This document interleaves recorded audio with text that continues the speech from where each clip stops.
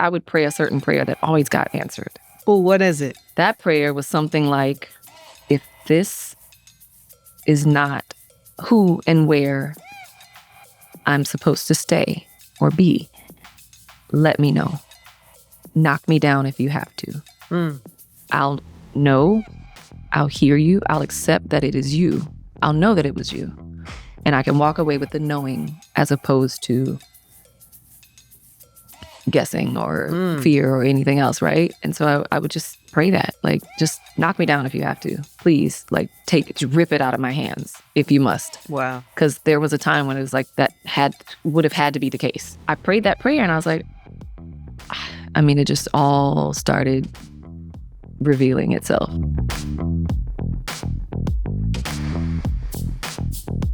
This episode of IRL Podcast is powered by Boost Mobile.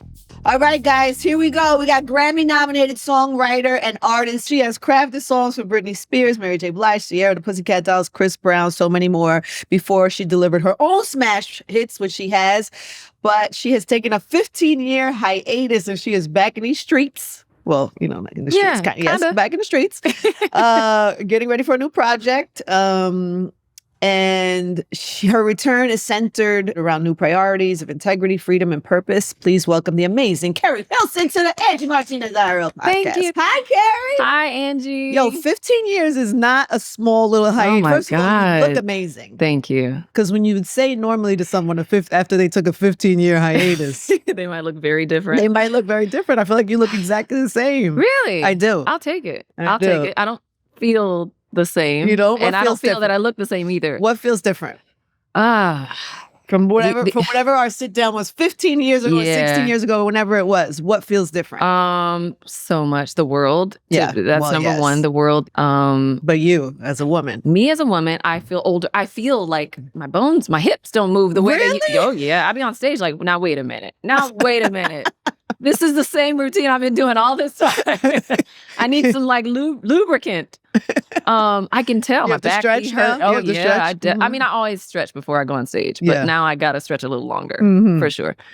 I do feel a lot more mature. I feel a lot more like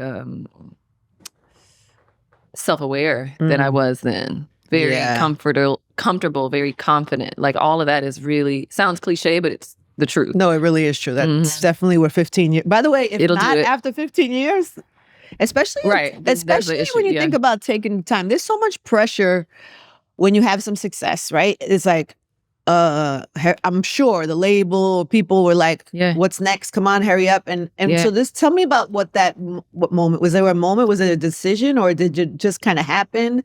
This break, was it like intentional or was it circumstance? Like what was the thing? It was many things. Got it. It was like an avalanche effect from me just wanting to take, I think I said 6 months off. Oh. I was coming out of an 11-year breakup, and that wasn't the only catalyst. I was also withstanding a lot of professional blows in the public eye. And it was just heavy, and it was at the height of like Pretty Go Rock and then One Night Stand. And like I had immense success, right? And I was like at the top of the mountain as far as like who I'm being named amongst, the stages and the carpets and the places that I've been invited and all the things, right? So it was like my dream was absolutely like unfolding before my very eyes, but there was so many other things pulling me down. And so it was a breakup. It was, being forced to do things I didn't want to do, like, me having to stand proud in carpets and sometimes be taunted by the interviewer or, if I'm at radio or if I'm at, on a carpet or whatever, and just feeling like, oh my God, I'm like, I felt like public enemy number one, it felt like that for me. And I'm like, this is not how I saw it going. And it's so funny because when you came in today, I was like, oh, she's talked about it so much. It's probably not something we'll go down, but it just feels like an elephant that it's like, is this because of this one moment? Yeah. Really? And it sounds so small, but like when you're the person living it, it's really, really, you can't escape it. Yes. I'm in the center of it. I'm the epicenter of, I had to stand alone in it, in something that I didn't choose or didn't decide. Just so I get the full didn't story. Want to do. Yeah. There was a song you put out. You said you were covering up for people about this song, but it sparked. Was it even a diss record? Was it even that? Was it? I guess so. Yeah, I mean that's what they called it. So I guess that's what it is. Yes, right. What it became. Okay, so this moment happens. Yeah. You didn't feel good. Did you feel good about it or not good about it? No. You didn't feel good about it. Moment. Didn't write the worst parts. I had to like patch it up. Yes. I was literally threatened, not physically, but professionally threatened to do it. And it's like, I remember saying, I was an athlete. When I was coming into fame, I was also coming off the court. So I just remember arguing like, I'm a finesse player. I don't have to play dirty. I don't have to say anything about anybody else. I can put my blinders on and win the game with fundamentals. That's not this shock jock, doing things for shock value and belittling another Black woman or any other women, period. Like, that's not who I am. And I definitely tried. I tried to fight. I guess I didn't have enough, truth be told, there's power dynamics involved. When you aren't in control of your career, and you're not the only cook in the kitchen, and there are cooks, like you're just a sous chef. You know what I mean? You just kind of do That's really what it was. Especially when it's presented in a certain way, you don't have a choice. Let's just say, I didn't have a choice. Let's just even say, and it's what's more fascinating, interesting to me, just as a woman going through that. It's like we all in our lives, not every moment is our best decision.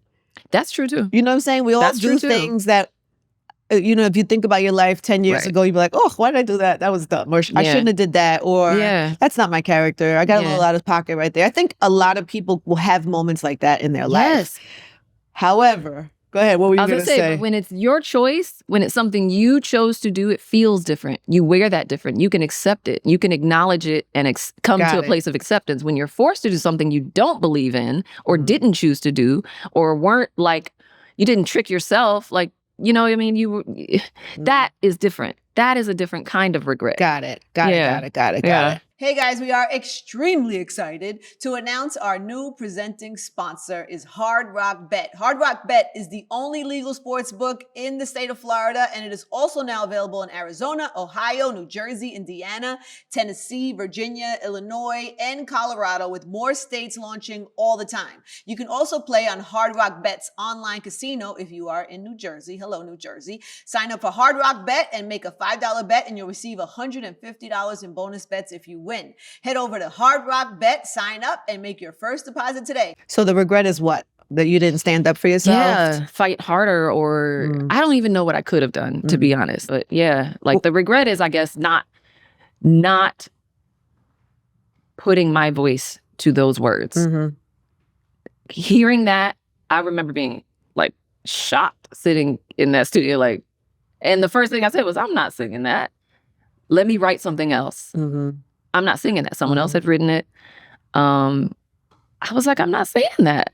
So I ended up like trying to like change some of the lyrics and make it softer. Yeah. You know? Because I already I knew that I had to write a remix. I knew that I was coming to the studio. I was on tour. We left tour. We had a little break. And I was coming to write a remix to the record.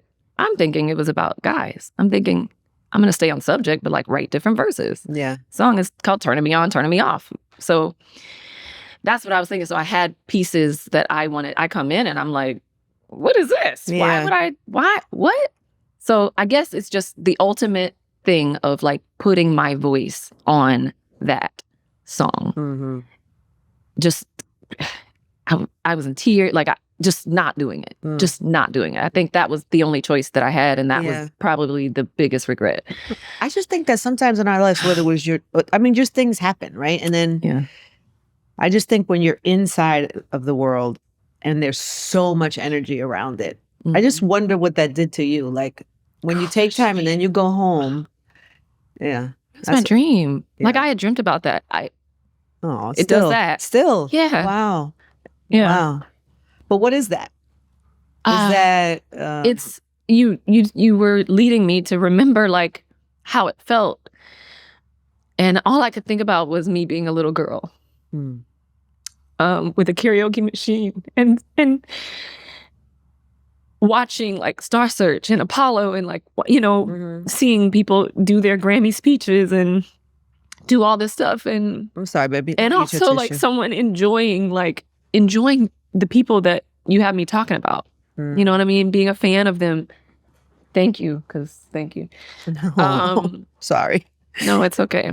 I didn't expect it. I didn't either. I just feel like that's a moment. It's a moment, and so to talk about everything else without, it was the pinnacle. That's what I mean, because it wasn't really my intention to even talk about it today. But I don't know how we talk about how you come out of that and how it affects you and how, because it was a big thing for you. It wasn't a small thing. Clearly, it never went away. Wow. And that's probably because I never talked about it. I never wanted to out anybody. I really so badly wanted it to disappear. I wanted it to go away. And I was kind of told, like, if you just don't say anything, like, it'll disappear. But it never did. I wore a scarlet letter. And in my heart, I was like, this is not the trajectory I saw my career on. Having to fight something stupid that I didn't even choose for myself for this long. So it was awful. It was awful. I had nightmares. Like, it was awful. And so that's the other part of stepping away was just, I was depressed when I should have been the happiest. Because you had just had so much success. Yeah. I was still in the success. Yeah. But what is the depression rooted in? Is it you feel that you let yourself down? You feel like you let somebody, like, or was it just abuse? Like people attacking you so much? Like what was all of it? All of that. All of that. And probably more that you didn't mention that.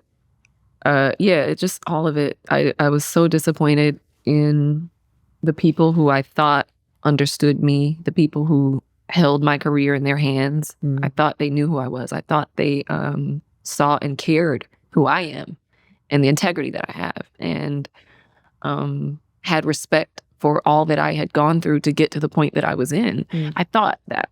Did any of the other parties involved ever apologize to you? Really? No, no. You're still the bad guy? I'm not the bad guy. But I'm saying to the world. Yeah. They just won't. There is no level of. I did get something that I guess I accepted as an apology. One of the guys involved told me something like, I shouldn't have forced you to be like me. I shouldn't have forced you to be like me. I shouldn't have forced you to think like me and to behave and act and react, like me. And he said, I did that to another artist too. And I see the error in my ways, you know what I mean? But it was not like, hey, I'm sorry. There was no like, because I've been trying to tell him like what I go through, what I've gone through. And it was actually in 2020 when we were all sat down that I got even that much. So that was very recent. I withstood all of that alone. Like, there were so many times I wanted to cry, standing somewhere, feeling embarrassed, feeling ashamed of myself. And I couldn't like stand tall. I did physically, but inside I was just. Why? What was that? Just shame. Just shame. Really? Yeah. I think shame weighs a lot. You embarrassment. Oh, yeah. Oh, I'm sorry. Yeah, it is sorry. Behind me. I can't believe that it affected me this much, but I think revisiting it. Yeah, recalling it. I don't do that often, so I guess that's why this comes up every time. Yeah. No, I get that. Yeah, and people think. I don't know. They think celebrities, or if you're a public figure, there's no, whatever the posts are, the comments are, there's not a human on the other side of it. Right. I'm not a stone. Yeah. I'm a pile of feathers. And it's weird because you came in before. Just a girl. You came in before kind of like the explosion of what social media is now. Yeah. And do you remember you're the reason I got Twitter? You forced me to get a Twitter account. Is that me? On air. I did that to you? Yeah, you did that. Well, no, it was good. It was good. Sorry. It was great. I kind of remember that. Wait, what was it? Your station. What was it though? You tweeted something too. Wasn't it it was probably you. You were probably my first. Your first I was probably tweet. Like, Angie Martinez. That's crazy. Made me make this page. That was your first tweet. Probably. Hey guys, you ever sign up for a phone plan thinking, wow, this is a great price? And then a few months later, it's like, surprise, this bill is higher. With Boost Mobile, you pay $25 a month forever. That's unlimited talk, text, and data starting at just $25 a month. So no price hikes, no contract, forever. Plus, Boost Mobile is now a legit nationwide 5G network. They have invested billions building 5G towers across the country. So visit boostmobile.com or head to your local Boost store today and get unlimited talk, text, and data for $25 a month forever. 5G speeds not available in all areas. After 30 gigabytes, customers may experience slower speeds. Customers will pay $25 a month as long as they remain active on the Boost Unlimited plan. But somebody has to look that up. So if you think about it, you're like an early... Because what you're experiencing, or what not what you're experiencing now, what you're revisiting now, is probably something that a lot of artists who are just starting their career in this time deal with often. And you were kind of like straddling the life before that and then the life of an artist after that. You know what I'm saying? That's profound. That's real. Yeah. And so you're like, right. Wait a minute, like, just what comes with being a public figure. Mm-hmm. It's great when it's a good thing, but when something bad happens or a mistake, you consider it to be a mistake, yeah? For sure. When a mistake happens, it can be unbearable to deal with. The blowback of that. Oh yeah. But you find a way to. Everybody just wants to move forward. We're all just trying to move forward from whatever it is that you have done. Whatever it is you've gone through. Has anybody given you good advice about that? Like, what's the best? I'm imagining there was some therapy or there was some deep conversations. Yeah, there was some therapy. I don't even know. I don't know that there's anything you can say other than like time heals, time and finding that understanding, taking the accountability, gaining acceptance, and making better decisions, moving forward. Mm-hmm. Like that's really all anyone could say. I think that would help me. I just think also in terms of dealing with that energy from the outside of people, like how. Well, it did. Good things came of it because I am so thick-skinned now. Are you? Oh yeah. It did that. It definitely did that. Were you not before? You were not before. You didn't have to be as thick-skinned when you first started. I was more sensitive. Yeah, and like you said, we were on the cusp of the industry and the way of being, even for fanhood. Like we were on the I was on the cusp of when things were not salacious, really. Like everyone just was who they were. Everyone appreciated every artist for what they do and their uniqueness. And like, the design of things, I think there was like media takeout and like, there were a couple really salacious things happening where you could find like Wendy, gossip. Wendy and like certain magazines in the grocery stores at that time. Like that was really it. But not to the extent of what happens now, where every single human has the opportunity to be salacious. Yes, not just a writer, not just one publication or whatever. And fans like and commenters and so we came into that and then you came in with a bang. And there were a lot of opinions, and I was not as strong. You're thicker skinned now. Much thicker skin.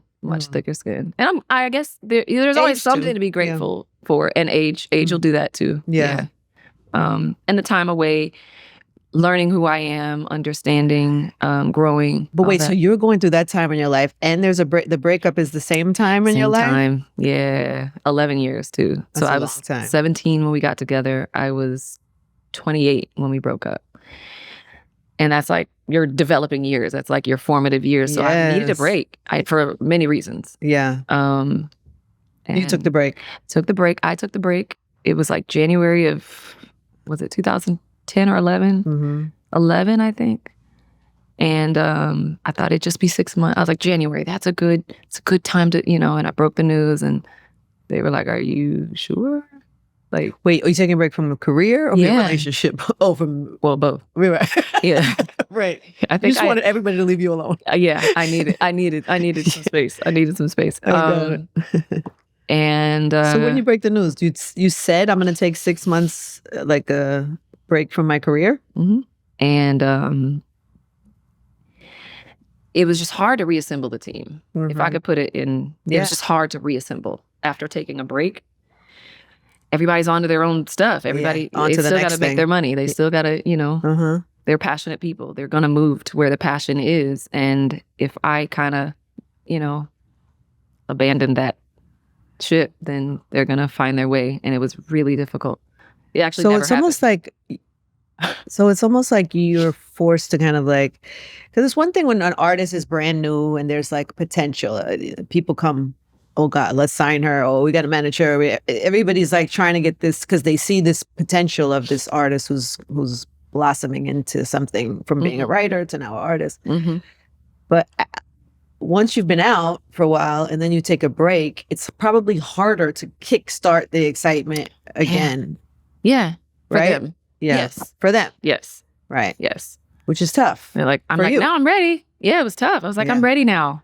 They're like, I'm going on tour, or I'm working on this project. Maybe after that, just it was tough. What was that time? Yeah, I was still in a depression. Let me call it what it is. Honest. Yeah. I'm gonna be very honest about that part. I was still in depression, but when inspiration hit, if and when it hit, I had to get it out. Yeah, I had to express. So that's how that went. So then, what did you do? It just never really happened. It never happened. The reassembling of the team. Wow. No. But you were still working. You were writing. I was writing. I wrote for others. What is the first thing you did coming out of the depression? Me coming out of the depression was probably only like 10 years ago. Oh, wow. Yeah. It was that long? Yeah, it was long. Yeah. It was like... What does that mean? What is your... Because everybody's definition of depression is different. It was several years. For me, it was dark cloud. It was just nothing could make me truly happy. It was hiding. I isolated really badly. I could sleep for days. Like, not literally, but, yeah, like I would get up and shower and go right back to the bed. Just. This is for years. This is. Yeah, at least a few years. Wow. Yeah. Yeah. Were your family and friends like worried about you? I didn't tell anybody what I was going through. I think people, I don't know. No. I think people maybe had a clue that I wasn't myself, maybe. I'm usually I'm like a relentless optimist. Mm-hmm. So you were good at like faking it. Yeah. Mm-hmm. Yeah. I definitely hid. I think my assistant had to have known. My road manager had to have known, who's now my manager now. Mm-hmm. He had to, certain figures I think saw. Family? Had to have seen. Mom said she didn't know. Really? Yeah. She just told me that recently. She was like, I didn't even know you. What are you talking about? Wow. It's like, okay. You just never know, right? People come over the holidays, they come for dinner, we meet up for lunch, we go to the thing. Oh, yeah. It's Keri.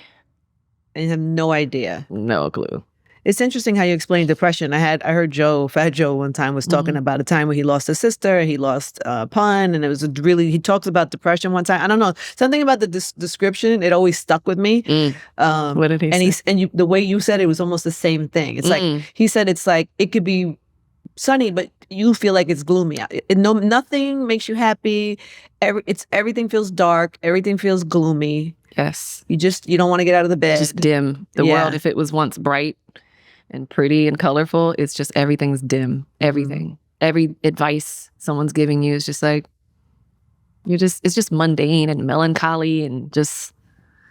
And then when do you say, when does something change? Like when does the light come back in, or how do you get it back?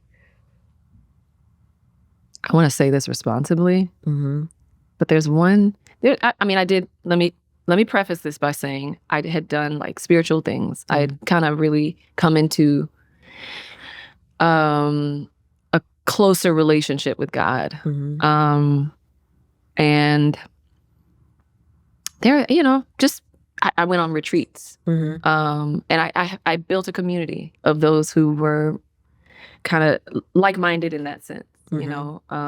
spirituality, and my tribe really appeared during that time.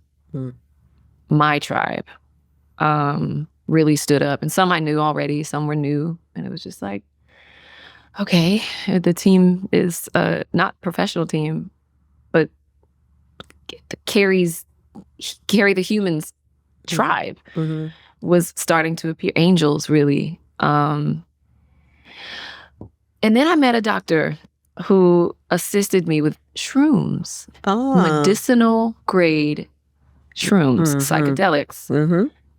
I can say without a doubt that I did like 2 macro doses. And I'm saying this responsibly because, again, it's doctor assisted, right? And also, this is your experience. This is not we're not promoting this or telling anybody that this should be your experience. Yes. Yeah. But I can say that, and I was already coming out. I was already pretty much out, but I still would struggle with here and there. And that doctor suggested that I just research, which I did because I was very scared of like drugs. You know? Were you not like, do you smoke weed or anything like that? Nah, I would do edibles occasionally. Yeah. Low dose? Yeah, probably. I mean, and I would take, if they recommend a half, I'm really taking an eighth of the half, right? Right. Yeah. I'm easily affected by everything. Like caffeine. Like I can't, I don't, you know? Right. So I know my personnel, which is me. And so I was very, very nervous. But then I learned that there are retreats all around the world for shrooms being used medicinally as healing modality. And all I can say is it worked for me. It worked for me. Okay, you're not gonna just say that. I need some share. I need to understand. What do you say it worked? Because I have I'm fascinated by this, by the way. Really? I have definitely read a lot about it. I know people who have had incredible experiences with it. I know somebody who's dealing with severe grief, and she's gone down this road, and it's given her some relief. Okay, good. And so I know it does work for some people. Yeah, I know many as well. I have my own personal fears about it. So that's why I'm so interested. I have questions. But anyway, so when you say, because there's like there's names for them, right? Which one did you do? Is it that I don't know. Oh, you don't know. I don't even know the name. I'll find out for you. I'll ask them. Because there's different versions of this. There's like Reiki and Lion's Mane and all. Ashwagandha, and then there's like ayahuasca. Oh, that's what you're saying. I haven't done that yet. Not ayahuasca. But I want to. And then there's like a toad. Yeah, the toad thing. Yeah, not that. No, I haven't done. Mike Tyson talks about the toad. Yeah, and the DMT and all that. Like I haven't. This is like heavy. Even Will Smith. I'm at shrooms. Will Smith has done it. Yeah, Mike Tyson swears by. Yeah. And we can see the change in him, right? Yes. Well, Mike Tyson has an extreme level of rage. He did this podcast, and let me tell you how he explained rage to me. I thought it was fascinating. Okay. He said he went to a doctor, and he told me this. He's like, you could see rage on a brain scan. I was like, well, what do you mean?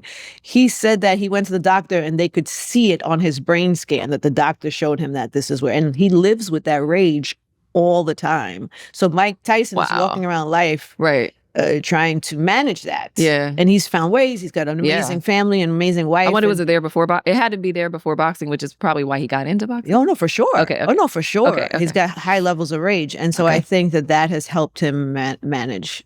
He's leaned into shrooms. Because he seems so like calm now. I think it's probably age, probably so much mushrooms. Yeah. Yeah. and all the, whatever, he's found a way for him. That's his journey. I will say, ayahuasca, I don't think derives from It's not from mushrooms? I thought it was a tea. So.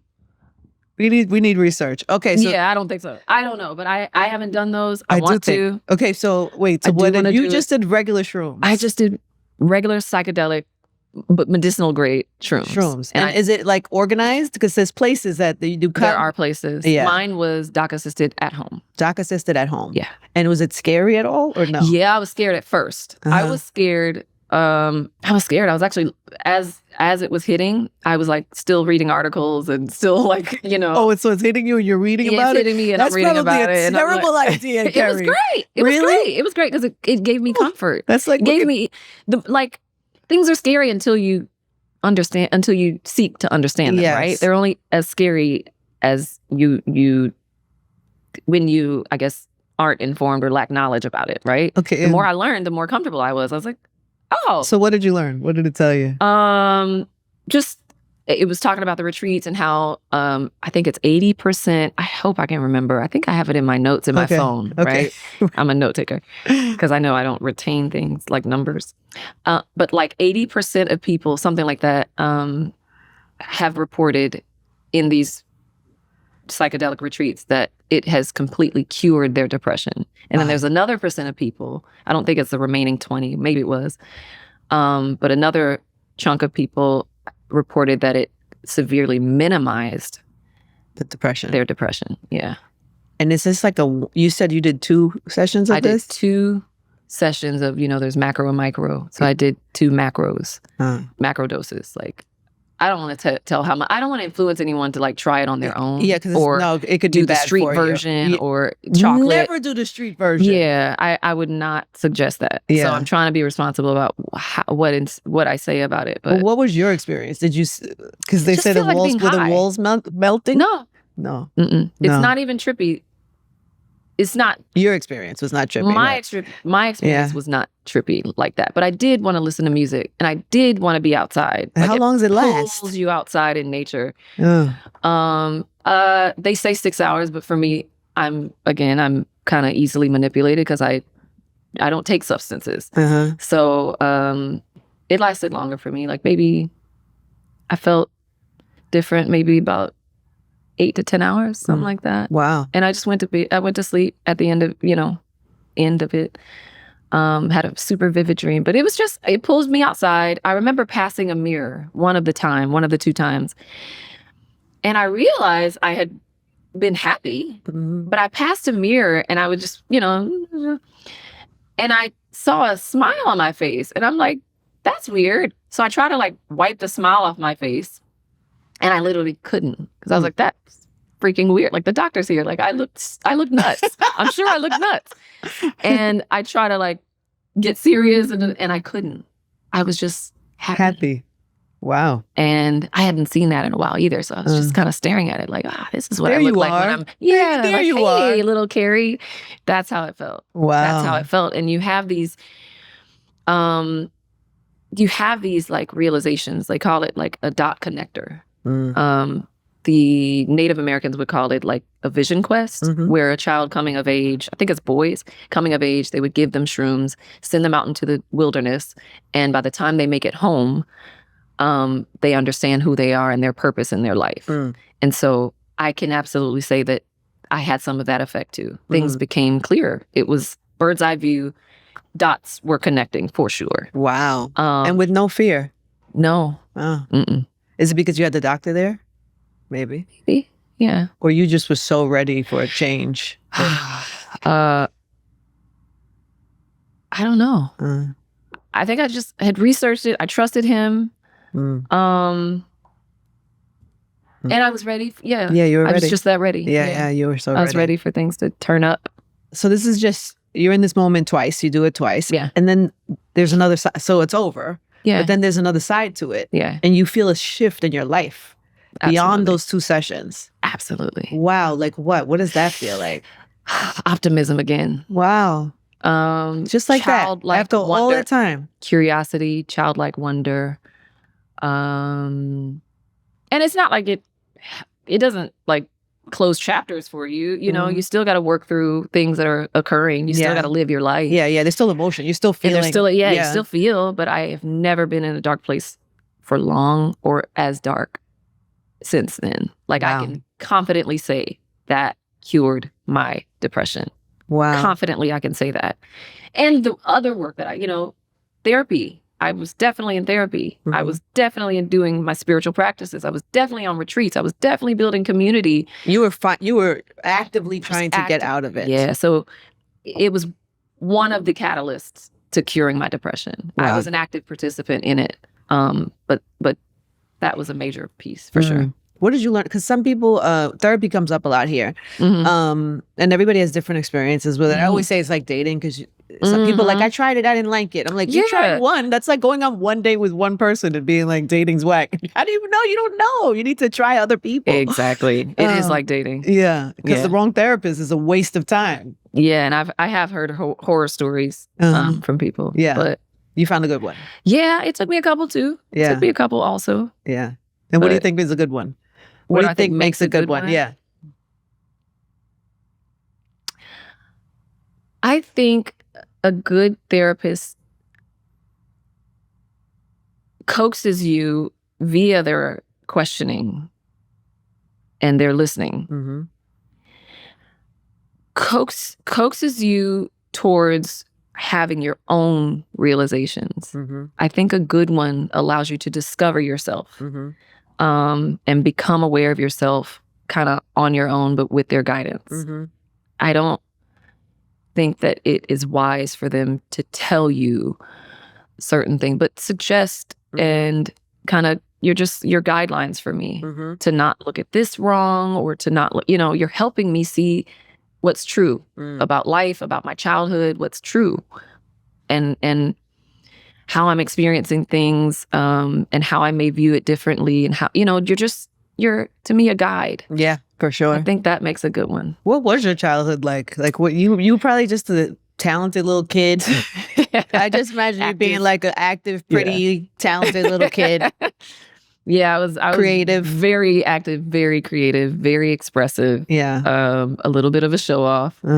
I was one of 5, so it's like if you want attention from your parents, you better be great at something. Yeah. So everything I did, I was great at. Because I'm like, hey, Dad, watch this. Hey, Mom. Hey, what'd you do? You were singing, or I was singing, but for Dad, I played sports. Right. I became a winner. Actually, my first trip ever to New York was the Junior Nationals for swimming. That's right. I didn't remember that about you. Yeah. Yeah. Wow. And I think I was like 14. So I swam. I was the youngest on the swim team, 3 years old, making it across the pool. And I swam from 3 to about 17. Wow. I think you age out at 18 in that league. But yeah. By then that was for basketball. That was for Daddy. Yeah, kind of, yeah. So you were Daddy's and his girl. side of the family swam. I got swimming from like his sister and her kids, like my cousins. Got it. And my cousin, one of which made it to the Olympic trials. I think it was Australia, whatever year that was. So Were you close to your parents? And music was Dad. Were you close to them? Yeah. Yeah. I just wonder, because I could understand me going through something and my mom not knowing. And me and my mom are close, but I can know I go through something and she doesn't know. But when I think of the other side of that as a mother, and to think one of my, my kid could go through that for a couple of years and I wouldn't know. That's very scary to me. Yeah. That's very, very scary. Well, when you become adult too, you can be close still, but you do start to do things independently when you are an adult. Like you can have your own life, you have your own friendships, you're building your own life. So I could hide it within that. Yeah. If that makes sense. Yeah. Like I hid it within, I guess, under the concept or the context that like, I'm just, I would put things in a context that was just like, had nothing to do with her, Yeah. So I would hide my depression in those realms. And when we were around family, like I would try to, but I'm still so intrigued that she didn't know anything. It's I know. Yeah. I don't know how. We'd have to talk to her. Like, you might be really you good. See anything? Well, that goes to show you just never know what somebody's going. What somebody's going. If your own mom can miss it, and my mom is quite attentive. Is she? Yeah. Yeah. Yeah. But is she like a talker? Like that? Because some parents are not. They're not going to ask like, "What's going on with you?"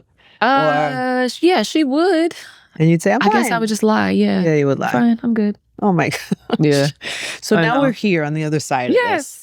Yeah. And then you decide, let me put myself back out there. Right. Let me go back outside. Right.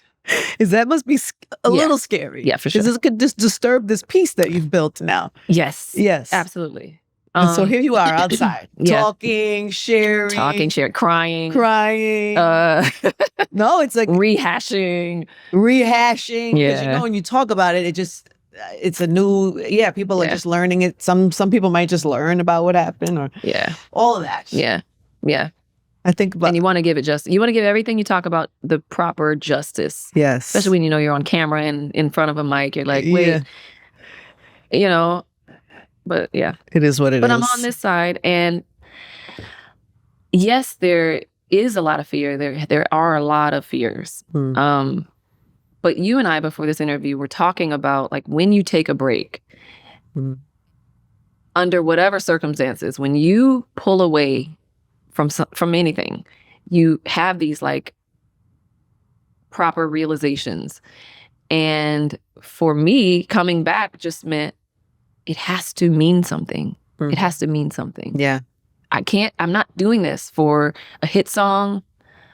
Of course, that's one of the main things you want, but like, I'm not doing it for that reason. I'm not creating, I haven't been creating or putting any of this together for like the wrong reasons. It's all like, I am expressive. I was born to express. I was born to sing. I was born to write. I was born to create.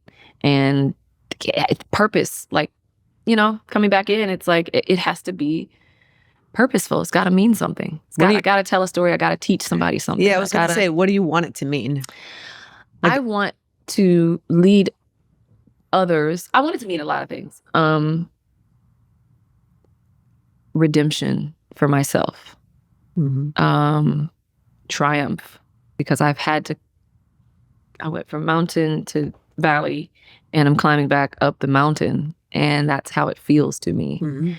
So that's what it means for me. And what I want it to mean for others is like just that same story, like that you can come back from anything. You can come back. You don't have to let that fear stifle or, you know, stop you. By the way, there's people who have come back from doing way worse things. Very true. I have a friend named Shaka who went to prison for a very long time for murder and has led all types of reform initiatives and best-selling books since he's been out of prison. It's changed his life around in a major way after murder. I'm just saying, redemption is possible for people. For everyone. Even if you pursue it. Yeah, for sure. If you see it and you believe in that for yourself and you pursue it, it's possible. What about forgiveness? From others? Just, I don't know, in general, where do you, because we talk about redemption, we talk about like purpose.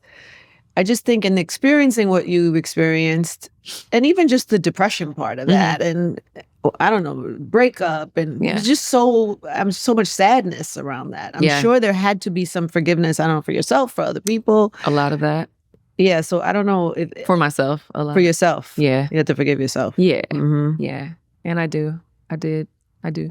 You do? I do. Oh. I do. We don't talk about that a lot. No.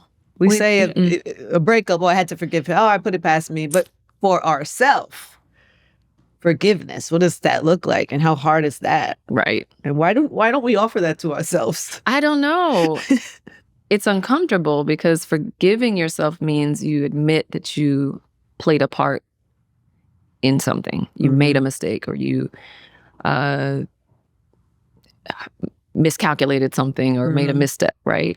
So I think a lot of people don't even want to do that much. So they don't get to the forgiveness because they're like stuck on, I'm perfect. They're stuck on, wasn't my fault. It wasn't my fault. It was your fault, you know? Yeah. I feel like maybe that's why we can't get there. Yes. That's not a good place to be, by the way. No. Forgiveness is a big part of the redemption. It's gotta be forgiveness and redemption. And others. Yeah. Others that don't even ask for your forgiveness. Others that may still be perpetrating things against you, may still be gaslighting you, you know, and you still got to forgive them, because why are we harboring bad feelings? Bad, ill feelings. Yeah. Like, why are we doing that? That's weight. How long does that have to go on for? Right. Yeah. That's just more burden. The other thing, so redemption, forgiveness, what about love? Because you say all of this happened at one time. So I wonder how much of that depression also had to do with you ending this like long relationship. Yeah. So it wasn't it was probably little bits of it all. Yeah. Where did you land with love after that? I haven't landed. You haven't clearly. Landed. Oh. Right after that, you know, you rebound. Yeah. You were privy to one of my rebounds. Yeah, we seen the rebound. Yeah. No, you saw a rebound that others didn't see. Wait, I saw one? Yes. That no one else saw. Am I forgetting? My mind, my brain. Oh. I did? We were dating friends. We were? You and I were dating. Oh my God. Oh, yes. Oh, yes. Oh, my God. Yeah. That's right. Yeah. So right on the heels of that 11-year breakup, that's what I did for a year and a half, whatever. Okay. But, and then that was it. It was super private. Yeah. That's right. I forgot about that. See, that's why I'm a good person to trust. Because I forget. I just forget. People be like, listen, don't tell anybody. I'd be like, don't worry. I promise you. Don't worry. I promise. It's in one ear and out the other. Like within I forgot minutes. about that. Oh my God. That's right. Yeah. So, okay. But you do that. But it's been a little quiet. Like you haven't jumped into like another long-term. No, but they are, I guess, not that long, but I've done 5 years, 3 years, 1 year. I've had a couple of relationships after that. Just a couple, but haven't landed in love. Yeah, I was like, have you learned about it? Do you still believe in it? Do you look for it? Is it important to you? It's important to me. Yeah. Not in the same ways that it was. What do you mean? Yeah. Like, love to me, I don't crave it. I accept and welcome it. I'm open to it, but I don't force it. Like, I'm not getting on dating apps and doing anything about being single. I really, really, I don't know. I think people can't fathom it for themselves, so they think I'm capping, but I like me. Yeah. I enjoy life. Okay. I am perfectly fine. Yeah. And there was a time when, like, after that break, like, I would... reason for the rebound. Like, you can't be alone. You're just like, I'm used to having someone. And I broke out of that. And actually, my manager called that relationship my Ferrari. Because, you get like a Ford or a Honda or something. You're like, this is reliable. This is a reliable vehicle. You can have it up until 150,000 miles if you need to. It's safe. It's safe. It's reliable. Your Ferrari is for fun. It's for fun, and you just want to get. It's pretty and shiny. It's pretty. It's bright red. It's fast. Yeah. And you just want to like take me up out of here real fast. Yeah. That was my Ferrari, and it's not meant to last. It's not meant to be a long. We almost did permanent things. We almost did permanent things, and we almost did public things. But we were wise, because it was really a rebound for both of us at that time. What was going on in his life and what he had just encountered, and now what was going on in my life. So we were each other's rebound for a year and a half, somewhere between a year and a half. But it's just like, take me up out of here. I'm not trying to think about heartbreak. I'm not trying to have these, have the heart, just... You don't want to have heartbreak. You don't want to have heartbreak. You don't want to think about it. You're not even trying to find a lesson in this shit. You're not trying to heal for real. You just are like, I need to replace what I lost with something new. And shiny. And fast. And beautiful. Yes. Okay?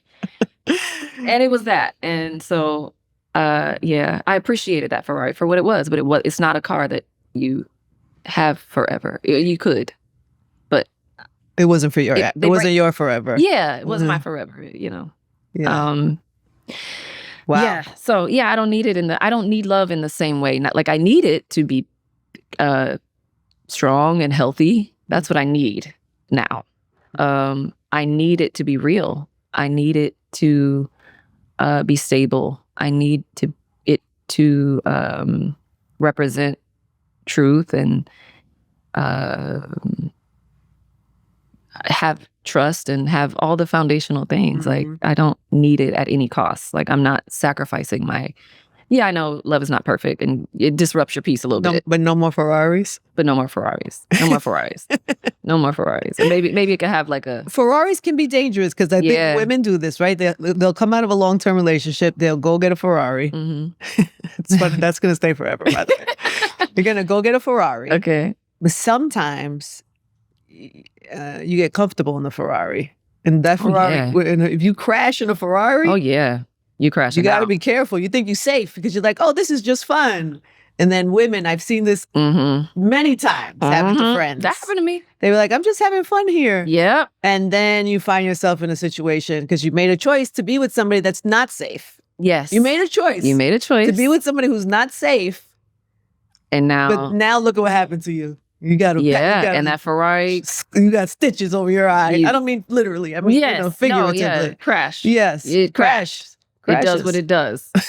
You were racing in the mountains, and I've done that. I tricked myself one time too. Yeah, I definitely was like, I'm just gonna have fun. He's younger than me. I don't see it, but then love happened, and 3 years down the line, you're still there, just like. This was just supposed to be a Ferrari, I think. I'm trying to make it a Honda. Yeah. Maybe your car is somewhere in between a Honda and a Ferrari. Yeah, I think it is. Maybe you're not built for a Honda either, of course. Baby. It's something, I don't know. Something in between. Maybe. Yeah. Maybe. But if I don't know.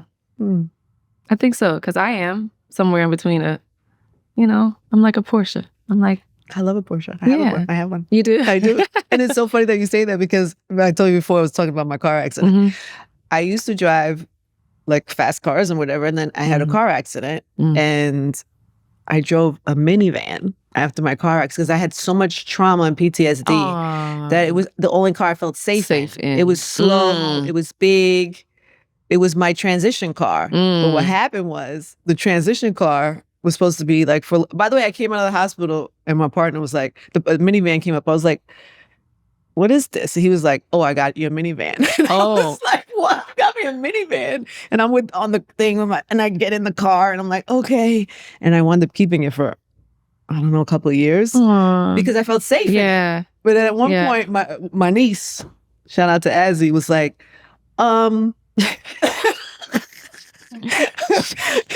She's like, are you going to pick me up in that minivan for the rest of your life? And I was like, well, I don't know. And then we were trying to figure out what car is me in this new version of me. Okay. I remember sitting in the parking lot with her and we were talking and we were like, and it just came, she's like, you're like something classic, something that's like timeless. Okay. And I don't know, we figured out, she was like, oh, Porsche. I was like, I've never had a Porsche. She was like, get a Porsche, that's it. And I've got one and now it's Porsche. It's supposed to be Porsche. Or however we say it. And I've been driving it ever since. That's my car. That. But yeah, so there's like, you have to figure out. Yeah. I don't know, there's something here with There's something there. There's something here. But I tell you one thing. What? When it comes to men, I ain't dating no minivan. No. I'm not going that far from Ferrari. You don't want to date a minivan? No, I don't want to date a minivan. I'm cool on that. Yeah. I see you in a Range Rover. Yeah. I see you dating. And that's my car. I see you dating a Range Rover. And that's my car. That's my truck. Like shiny, but safe and like not necessarily a sports vehicle. No, it's very reliable, very safe. But fly. Yeah. There you go. I like it. Go find you another. Look at that. That's divine. Go find you your Range Rover. Okay. That's crazy. I named your car. You named my car. That's so funny. That is crazy. That's like we're doing the right thing. All right. In real life. Oh, let's go to your bowl. Can we do bowl? Bowl. We have a bowl. Go in some questions. Yeah. And then I have some in real lives that we'll go through with you. You go in there. Okay. So good, Keri. How many am I doing? Try one. Pick a good one.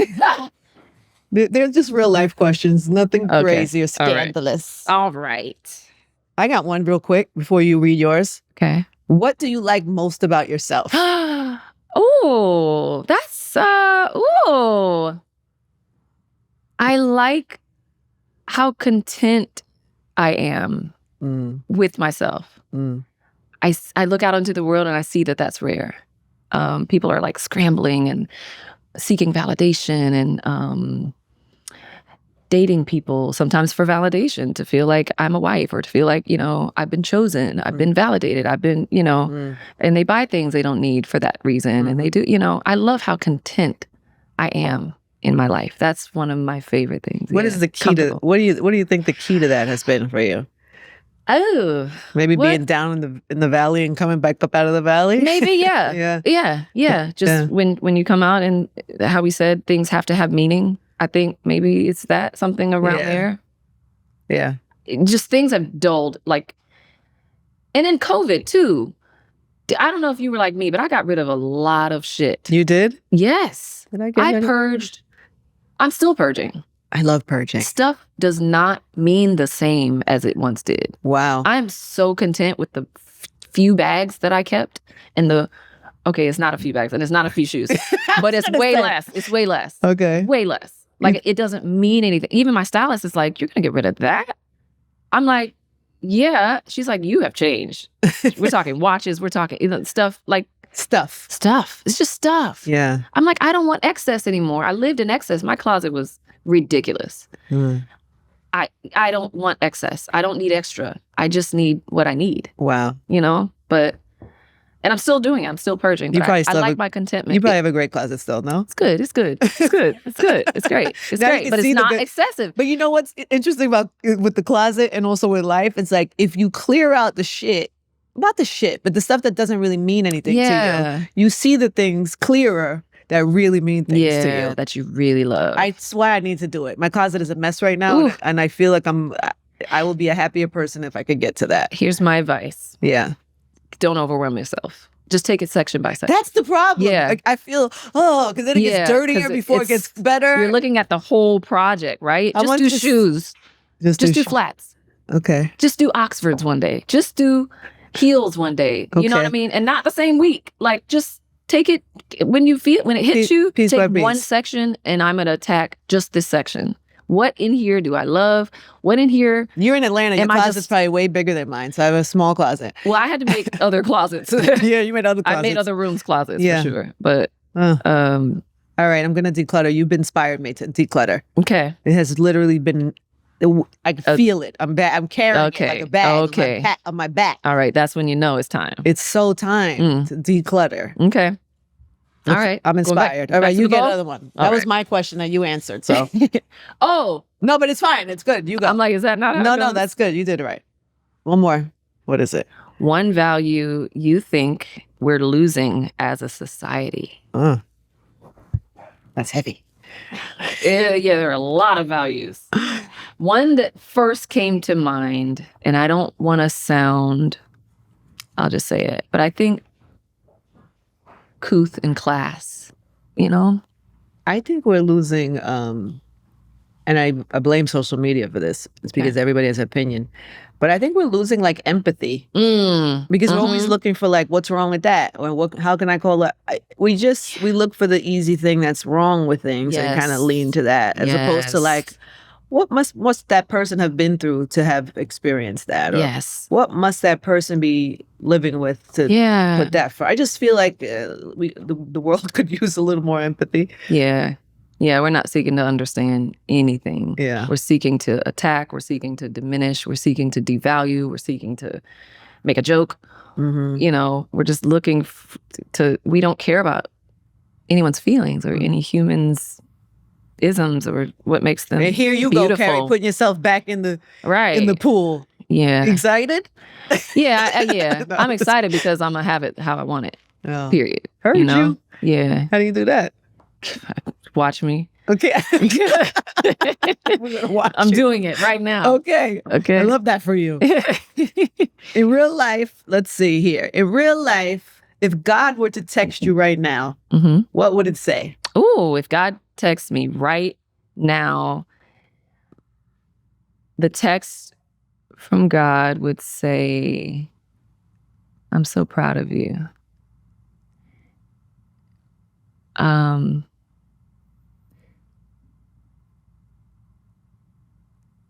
We're moving forward. We're moving on. And your dad says hi and he loves you. Yeah. That text would take you down. Yeah, because it almost did just now. It almost took me down. The imaginary text took me out. Because that's what it's a question, right? But it is an imaginary text, but that is also what you probably hope. Yes, clearly. I would hope that is what you'd be receiving. Job well done. Yeah. Job well done. Job well done. For I would sure. really, really, I do want to be pleasing in God's eyes. And it's hard in this industry. It's hard to have that be a part of your heart. Because a lot of what you're called and asked and kind of what's normal is kind of in a lot of ways opposite what you think God would be proud of, you know? So towing that line is difficult, but yeah. And your dad. Yeah. I ain't about to cry again. Okay, where are we going here? Sorry. I just think, it's like we're at an age, like once you hit an age, your life changes. And the people that are closest to us our relationship with them is different because they're not here in the physical form. Yeah. Let me tell you something beautiful about that, though. What? As close as we were, and we were close, because Dad is someone like, I could curse around and like just be completely myself around. I always wanted to impress him too. But when I became an adult, like he was so cool. He was so cool. So cool. My dad was like, wore like gold rings all over his hands, just he's a cool guy, right? Cracking dirty, not dirty, but crass jokes and things. But, and I don't know if have you lost a parent? Yeah, well, not a parent. Okay. But just family members. My grandmother, I was very close to. Grandmother. My grandmother. I don't know if you can relate, but I feel even closer to my dad. Really? In whatever room he's in, whatever realm he's in, I feel even closer. And that's saying a lot. If anyone knew me and my dad, like, that's saying a lot. But I'm like, wow, I feel closer to you. I hear you. I smell you sometimes. I know that you're present. I know that you're watching. I get what I feel are messages from you. He appears in my dreams, and I'm like, wow, I'm more aware of you. And your in that others, I'm more aware of you because we take people for granted. We do. We don't mean to, but we do. And when they're gone, you're like, yes, for a while you're painfully aware of them, but on the other side of that grief, it's like you're just beautifully aware of them. And that's where I am. I'm like, oh my God. And he orchestrates things where I'm like, you're an angel for me now and our family. Like things have come together in certain ways that I'm like, only you couldn't have done that in your body. You could not have inspired that, even though I'm sure you wanted certain things to occur. But like, he can do so much more from wherever the hell he is. Let me not put hell in that word, that sentence. I'm like, wherever the heaven he is, he's doing so much. It hurts, but it's so beautiful after that. That's so nice to hear because I think, people say when we lose somebody important, people always say, oh, they're always with you. Yeah, and unless you're on the other side of the grief, you might not.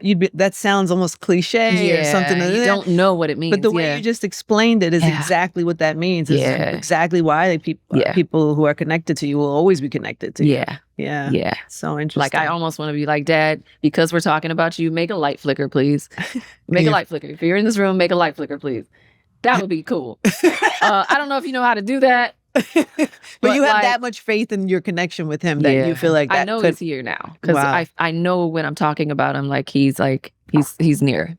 Wow. Yeah, I always feel. Sometimes I'll smell his cologne, or he smokes cigarettes. I would smell like a smoke. So crazy. It's so crazy. But I feel like talking about him and sensing him makes. Then I feel him, or I see a sign or something. Yeah. See, a car he used to have or just something like that. It's just it's really cool. He's still there. He's still present in your life. Yeah, for sure. That's still beautiful. present, even more, I think. I just feel closer somehow. Yeah. And has that changed your relationship with your mom? Because sometimes losing one parent, I just wonder how that has shifted. Yeah, we've grown even closer too. Yeah. It gave me a fear though, because I don't want her to go. So I'm like, you're eating what? We'll be on the show. She's like, I'll take a number 2. Ma. What are you doing? You need your mom healthy? Yeah, I need you healthy. I need you here. What are you doing? I'm like, are you walking? You want to go walking? Like, let's, You going to the gym with your mom? Okay. I can't get her to, I don't think I could go that far. Maybe. She does like, my sister takes her to like jazzercise type class. I don't know, Zumba. Yeah. Zumba. So that's fun. That's fun. Yeah. That's good. Yeah. So she enjoys. But she walks with her girlfriends. You're cherishing her presence. I'm cherishing her presence while also fearful of her demise. Yeah. So it does kind of. It's the cruel part of life is that everybody's there's a beginning and end for every single one of us. You can't really avoid it. No. I know. No. So it's the suckiest part of life, though. It really is. It is. Yeah. It is. I'm glad you're on the other side, though. I'm glad you're okay. I'm sure it's still a soft spot, but not the same. not the same. Certain subjects around it, yes. But yeah, I need my mom. Because that mom one, I think, is still different. Dad is dad, but like mom is mom, you know? So it did give me that fear. And I'm not a person with a lot of fears. I don't have a lot of fears anymore. Really? No. What scares you? Something has to. Just that, really. That's the only thing I could really recall. I mean, I guess snakes, you know? Like, it's very, I'm really not a scary, I don't have a lot of fears anymore. Wow. And coming back to the industry and like, clickbait fucking scares me. Lies about myself, character attacks. I like to be seen and known for who I am, who I really am. I don't have a lot of fears. That's a good way to live life. That's a good way to live life. Yeah. I don't fear. Some women fear not having children or not being married, and I don't have those fears. Really? I don't. It's a lot of peace that comes with that life also, by the way, for you. Oh, yeah. Yes. Yeah. Because kids are great and spouses can be great, but not always. Not always. That's a very truthful not always. statement. Yeah, not and they're not always. They're not always the most peaceful things either, by the way. Yeah, my house is very quiet. And peaceful. It's very quiet and very peaceful. My life is loud enough. All right, so what is this new season now that we are entering? But I would welcome a child and a husband. Let me not, you know, I'm not trying to like say that it's not something I would want or I would push away. Like, no, I'm not bitter. I'm not broken. I'm not unhealed. Like, I'm not, you know, male You're bashing. Just fine. I'm fine. I'm just fine. And if it came, I would be great too, if it happened. Like, we're not like at the point where we're aborting. I'm not doing that. You know what I mean? Yeah. So what would that have to look like for you? I don't know. I just hope they're quiet people. There was a question in real life, and there's one in there in the bowl that says, if your heart had a rule book, what are 2 qualities that would be written in bold when it comes to a partner? Like, what qualities would have to be written in bold when it comes to a partner? Ooh. Okay. Forthright. Like let me just get forthright, honest, truthful, trustworthy. Those are pretty much all the same thing, but yes. Yeah, they're all the same thing. Yeah, I'm just saying that's one category. Yeah. But I don't want one without the other. Generous. I don't receive much in love. I haven't to date received that much in love relationships. So someone who's generous with their energy, their time, thoughtfulness, gifts, you know, like I'm open to receiving and seeing what that fucking feels like. I'm surprised you haven't experienced that. Dating Ferraris and dating, you know, you've been in relationships. Like, I would imagine that you would have received that. No. Not really, no. I think they just perceived she can buy it herself. You know. And if there's something that I want, I would buy it myself. But no, like having someone's card and just going to, like, I want to know what that feels like. Now, I did have a guy I told, my last relationship, actually. He was like, what? No one's ever taken you shopping? I was like, no, but they would be like, if you see something you like, put it up here. Something, one thing. You know what I mean?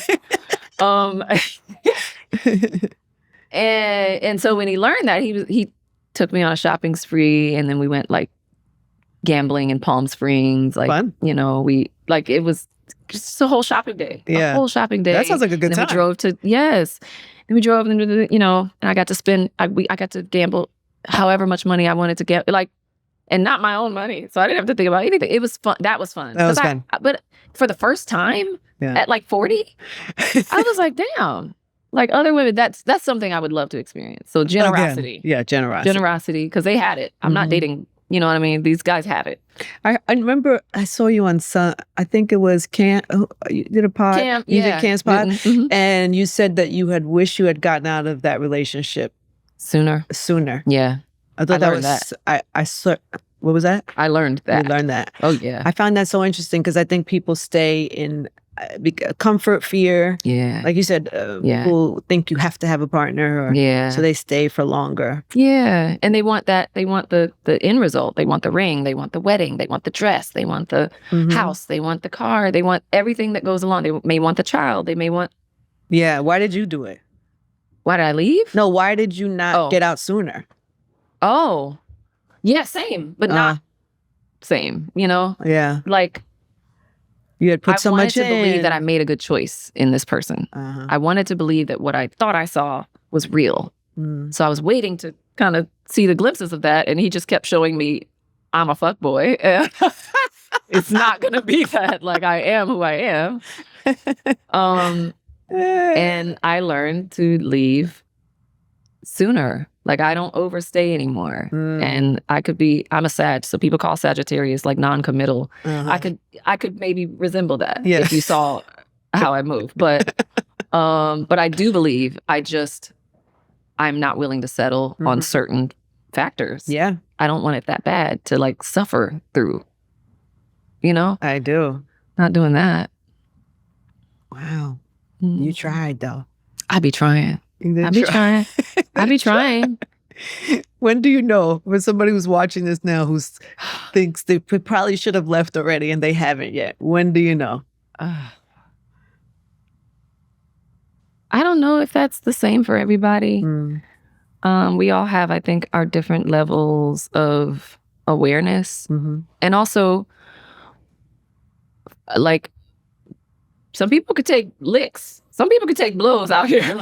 No, I know. You stuck around through that? Like, you know, people could take some blows out here. So I think we have different, what is that word? I don't know, just different lines, different barometers, different, yes. Different material. You're made of Teflon. Yes. And I'm something else, right? So for me, I think, this is how I knew more times than not. I would pray a certain prayer that always got answered. Oh, what is it? That prayer was something like, I haven't said it in a long time, so it may not be as smooth but it always gets answered. But I would say, Lord, if this is not who and where I'm supposed to stay or be, let me know. Knock me down if you have to. I'll know. I'll hear you. I'll accept that it is you. I'll know that it was you. And I can walk away with the knowing as opposed to guessing or fear or anything else, right? And so I would just pray that. Like, just knock me down if you have to. Please, like, rip it out of my hands if you must. Wow. Because there was a time when it was like that would have had to be the case, you know? And because I was somewhere and this was early. This is the next relationship after the 11 years and I just couldn't leave. I saw so much. I couldn't even believe that I was still there. Like, yeah. So I prayed that prayer and I was like, I mean, it just all started revealing itself. Wow. Yeah. And I tried it again the next, and it was like, I was like, oh, okay. So this prayer works. It's a dangerous prayer in a sense. Be careful right? what you ask for. You've got to be careful because the last time I used it, things kept revealing even after I had left to make sure that I stayed gone. I guess, right? Because you asked to be you asked to be knocked down. And he was like, just in case you're still vulnerable, let me show you this, and let me show you this, and let me let your sister's friend's husband tell you what he experienced through I could have been I should have been, this man don't even know that I know, but it kept me away. I learned things after a breakup for months after a breakup. I was just like, that's who you are. So wow. It's a prayer now. Careful with that prayer. Careful with that prayer. But I hope I'm not leaving anything out. Maybe I should tweet it like when I the full prayer. Yeah. Because send it to us. We'll put it on a little card on the IRL page, on the Instagram page as a quote. Yeah. I probably have it written down on my phone. As the Keri prayer. We're going to put the Keri prayer if you're ready to know. IRL IG, for sure. God wants you to know. Somebody needs that prayer today. Somebody needs it. God wants you to know. We're going to put it up there. He wants you clear. All right. I know we're going to lose you, but I know music is coming. Is all of this in the music? Yeah, actually. It is. Yeah. Wow. I tell one of the stories that we've kind of discussed. I tell one of the stories in an interesting way. And what's it called? So the project is called We Need to Talk. Uh-huh. And I broke it into 3 scenes, I call them. Love, which is out now. Mm-hmm. Drama, mm-hmm. which is coming this weekend. Friday. Thursday night for, and then redemption. Mm. So those are 3 themes. Like it literally, the album goes through a lot of what we're talking about when we're, in the love department. Like we're meeting someone and believing and seeing and hoping and, mm-hmm. And just all the feels and all the things you're willing and wanting to do for your man and that dreamy phase. And then drama, which is kind of self-explanatory, right? Yeah, but you can literally on this album, you can hear me going through it in real time. Wow. That's all I'm gonna say. In real time. So, and then you hear me having redemption in real time. Do you talk about the shrooms? I don't. Okay. No, I don't. No, I don't. I don't. Curious. This is a love story. This is a love story. Mm-hmm. It's a love story, but not a fake one. It's a real one. It's one of my relationships, and I love the way I'm presenting this project. I really do. Mm-hmm. So I hope people like it. It's fine if you don't, but I had fun making it. Yeah. And I'm satisfied. Well, congrats, like baby. It. Welcome back. Thank you, Angie. You're on your upswing from the valley. We're turning up. Yeah, we're turning up from the valley. Yes. And our final, Amen. In real life, we ask everybody in real life today, how happy are you on a scale of 1 to 10? Ooh, well, I'm happy with this interview. I love that. You're the start of my day. Thank you. So today, I'm really happy, and it's good to see you. You look too, great, honey. Thank you, baby. You feel good. Thank you. Yeah, and you're safe, and I feel your care. Oh, thank you. So I'm really happy, and today it's Fashion Week. We're going into these fashion streets. I'm about to be in these fashion streets. I'm excited for a lot of what's going on this week. So I'm really happy, very happy. So what's your number? Number? Oh, yeah, 1 to 10? Yeah. Oh, I think I'm like at a 10, actually. Wow, yeah. There it is. Yeah. Keri Hilson, everybody, at 10 in real life. Yeah. This is Keri Hilson in real life. For more episodes, you know what to do. Subscribe, like, comment, and we'll see you on the next IRL podcast.